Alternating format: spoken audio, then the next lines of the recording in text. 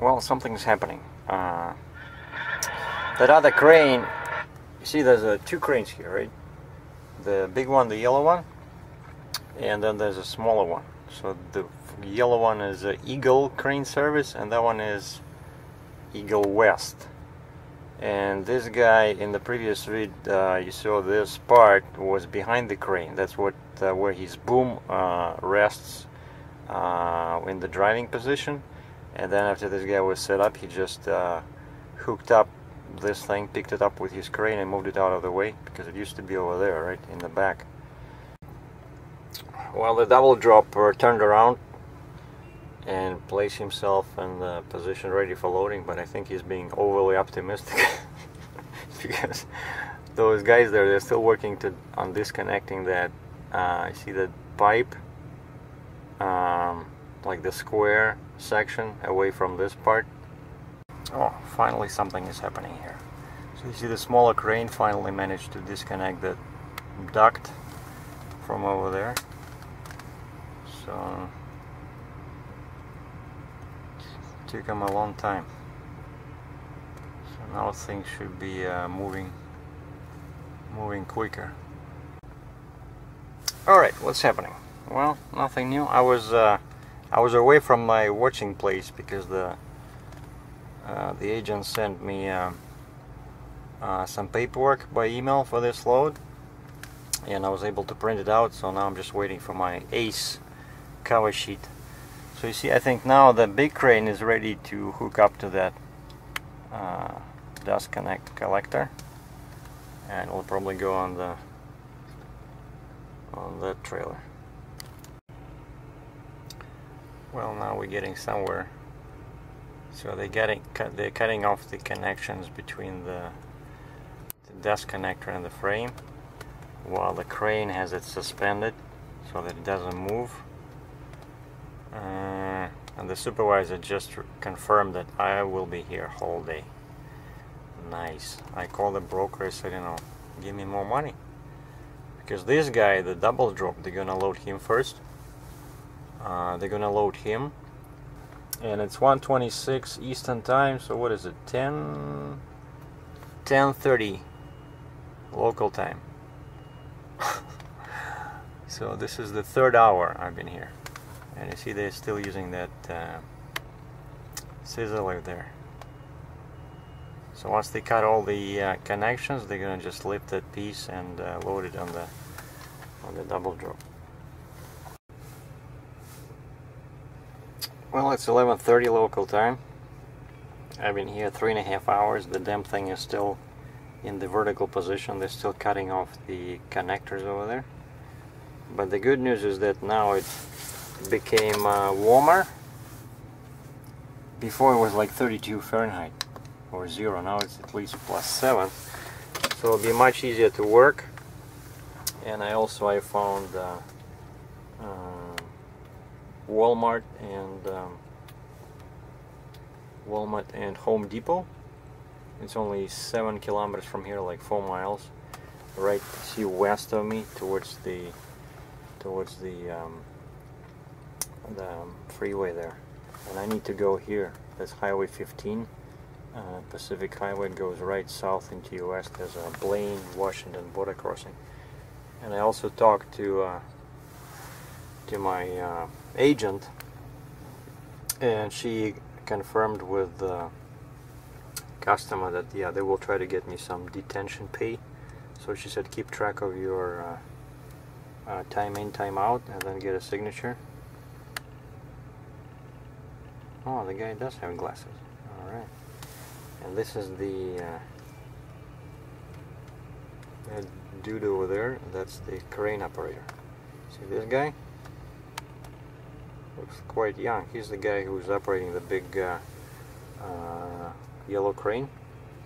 And to me, by the way, that looks like the crane that Schwarzenegger was having fun in the Terminator 3, or was it Terminator 4? See, that's how it's called. What is it? Leaper? Well, now he was waiting for the scissor lift to get out of the way.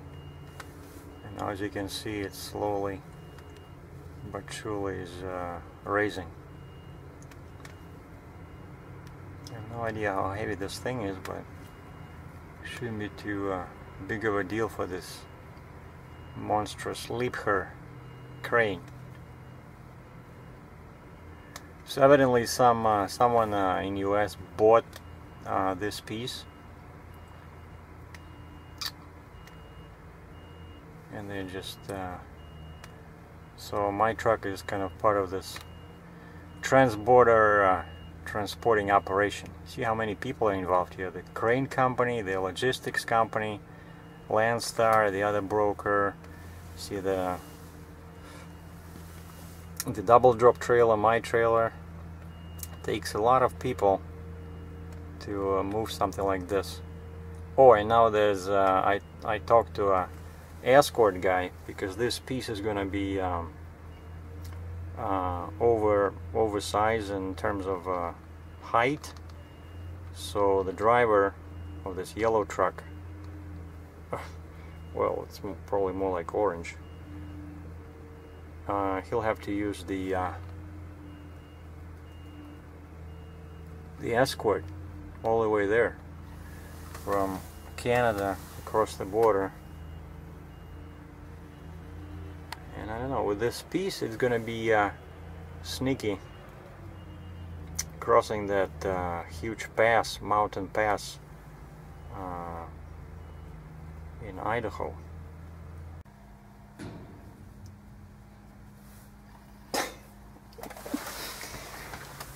Damn, this is quite an adventure. I didn't think that I would have such a nice, topic for a video. I just thought these guys would lift it, one crane, nothing, but I never saw like two cranes operate like this. Of course, if this thing would fall down on the trailer, it would be more exciting, but what do you do? These guys are professionals, they don't want to do any damage. And everybody's shooting pictures. Look, that's the supervisor that I'm gonna ask for signature on my time in, time out, so that they pay me for the exciting time I'm spending here. Huh. Looks like a piece of cake, right?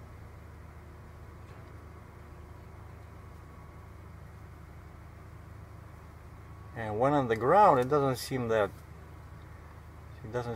long, right over there, because that's the identical piece. When it's vertical, it seems like so huge, but here it just looks like a missile or a rocket.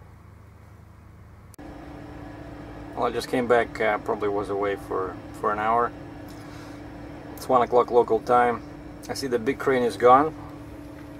That guy is away, his Escort is waiting, and basically now they're dismantling that frame for me, and there's already a bunch of pieces over there. I know they told me this piece weighs 7,000 pounds. That's kind of like a motor that sucks the air out of the facility.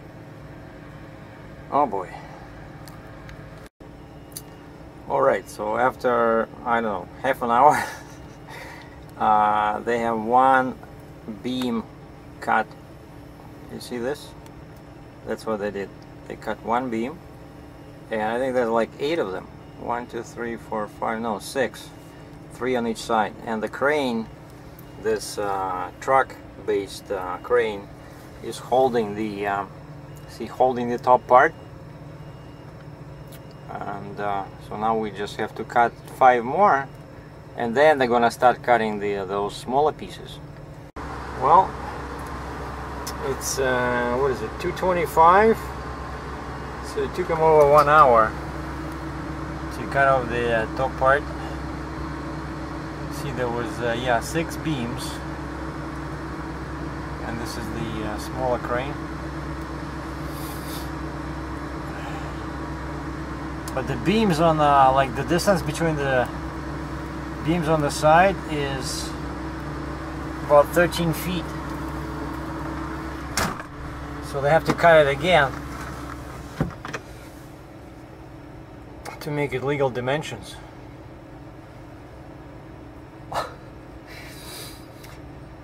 So imagine what a guy that bought this thing would think if he saw all this. And of course he will see it because I'm gonna post it on the internet, right? But see, that's where the tanks, I mean that dust can collect the set in that hole. And there was this gangway, whatever, the platform for the workers. It's a huge piece. So I don't know, how are they gonna cut it to make it fit my trailer?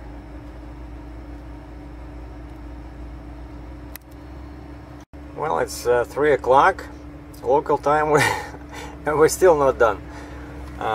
Basically, that piece is 13 feet wide, and we agreed that, you know, I cannot haul it like that because there's a curfew in British Columbia, and today's Friday. So if they give me that piece, that's it. I'll be stuck here till Monday, and they want this delivered on Monday near Butte, Montana. So now a guy is coming with a torch because that saw they had was, you know, it's pretty small. It's like a real pain in the butt. So now they're gonna cut this thing, you know, like in the middle, like going vertical like this, and make 2 pieces out of this one. And it'll be approximately 7 feet wide, and then we're gonna, and then all that stuff goes. All those pieces that are still standing behind the crane. That the heaviest part is this thing here. It's like the motor, right? The 7,000 pounds. And then all those pieces there. Where are they? Those stupid, yeah, these ones. All those ones. I said I cannot secure them because they are too, you know, flimsy. So you have to put them inside something. So I think I don't know if they're gonna make it just with one truck. I don't know. They wanna. Because the other guy, the oversized guy, just left with 1 piece. That's it. Now I'm the poor bastard who's getting, you know, all this. Oh yeah. So basically, you see what they did? They just flipped this piece upside down so that it's easier for them to cut it. Well, finally they have the torch going. The guy you see, the welder, that's actually one of the bosses here at this furniture place where we are picking up the machine.